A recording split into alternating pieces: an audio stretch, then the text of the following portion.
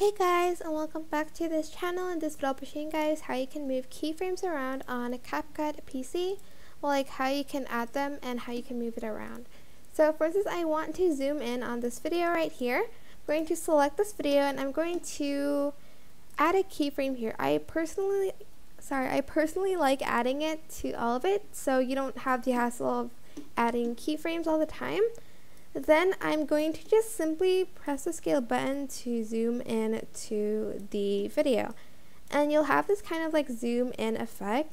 And as you can see, I placed the keyframe here, but what if I want the zoom in speed to be faster? I can just select the keyframe and move it to the left like so. Or if you want the zoom to be super slow, move it to the right and the effect will be very slow.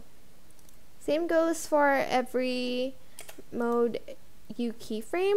And then here you can even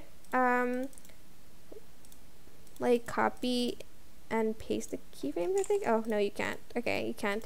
But you can right click and select show keyframe animation, and you'll be able to see like where you put the keyframe and like which part of the like position and size you keyframed in. You can even add keyframes here. So like for instance here, you can add a keyframe and maybe like scale it, like zoom in, and then like here it kind of zooms out a little bit.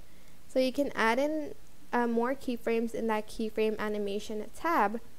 And that is basically it. I hope this tutorial is helpful for you guys. Don't forget to like, comment, share, and also subscribe to this channel if you haven't done that already. If you have any questions, just leave it in the comment section down below and I'll try my best to answer them all for you guys.